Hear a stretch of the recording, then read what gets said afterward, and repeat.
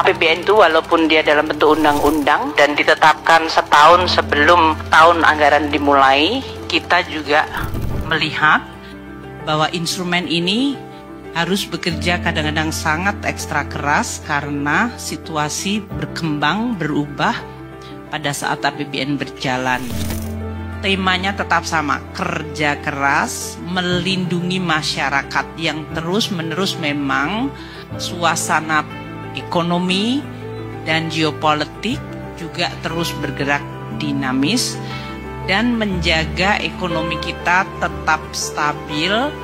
Dan tentu pada saat yang sama APBN-nya sendiri harus tetap terjaga sehat.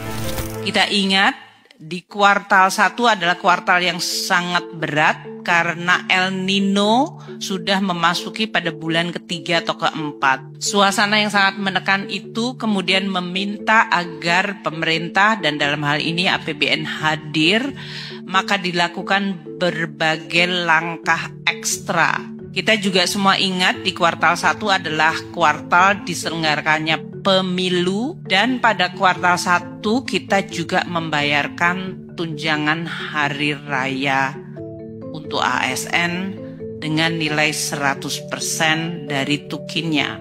Dengan upaya pemerintah yang luar biasa melalui instrumen APBN, ekonomi kita masih tetap terjaga di kuartal 1 dengan pertumbuhan 5,11. Triwulan kedua, kita lihat kondisi belum membaik meskipun ada beberapa aspek yang mulai menurunkan tekanan. Kuartal kedua ini kita lalui dengan terlihat growth mengalami dampak di 5,05, sedikit melemah dibandingkan kuartal ke-1 yang 5,11.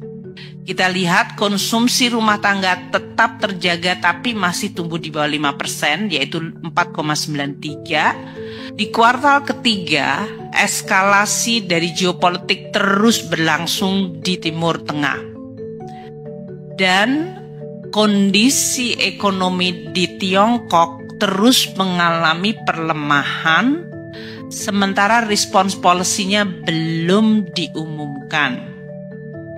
Sedikit berita bagusnya di kuartal ketiga adalah Fed Fund Rate akhirnya diturunkan atau dipotong 50 basis point. Pemerintah merespons bersama-sama dengan Bank Indonesia untuk tetap menjaga meskipun tekanan dan imbas dari situasi Q1, Q2. Ini adalah berbagai instrumen di APBN yang bisa terus kita lakukan untuk meringankan tekanan pada perekonomian dan masyarakat. Jadi kalau kita lihat di triwulan keempat, episode terakhir dari 2024, kita lihat pergerakan dari tekanan ini sudah cukup kita bisa kelola dan tekanannya kita minimalkan terhadap perekonomian. Kita masih mampu menjaga inflasi di 1,57, terutama kontribusi volatile food yang mulai mereda.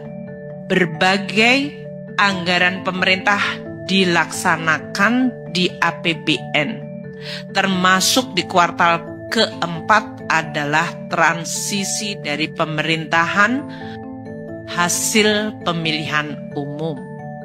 Dimulainya era Presiden Prabowo dan Wakil Presiden Gibran Rakabumi. Di sisi penerimaan mulai membaik, defisit APBN pada akhirnya terjaga turun pada level yang sama dengan defisit yang kita desain awal, yaitu 2,29%. Dari sisi kemiskinan, Gini, dan tingkat pengangguran terjadi penurunan. Ini artinya membaik. Sehingga walaupun tekanan sangat bertubi-tubi dan sangat besar dari berbagai faktor, entah itu faktor musim, El Nino, geopolitik, policy Fed Fund Rate, perlemahan ekonomi di RRT, namun kita tetap bisa menjaga perekonomian kita bertahan resilient dan melindungi terutama kelompok masyarakat yang paling rentan.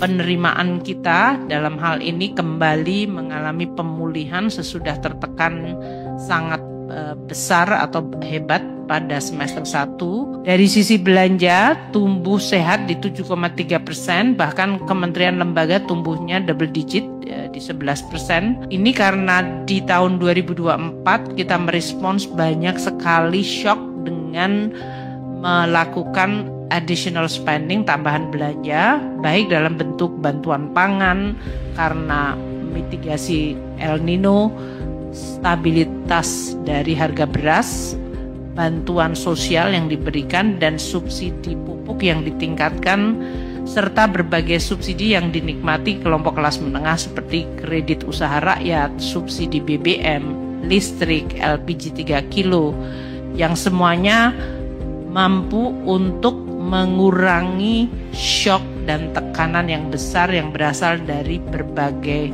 faktor. Defisit primary balance kita 19,4 triliun, ini lebih kecil dari undang-undang APBN awal, dan kita juga terus mengelola utang kita secara hati-hati, prudent, dan juga terus terjaga reputasi dan kredibilitas APBN yang menjadi fondasi dari reputasi utang kita. 2024 perekonomian kita masih resilient dan bahkan tetap terjaga, dan beberapa indikator dari perekonomian juga menunjukkan perbaikan. Kinerja APBN 2024 tetap terjaga sehat, kredibel, dan dengan kredibilitas dan kesehatannya kita akan memasuki APBN 2025 yang saya juga yakin akan ada berbagai macam dinamika yang akan terus kita antisipasi dan kita jaga hati-hati perekonomian kita, masyarakat kita, dan juga APBN kita.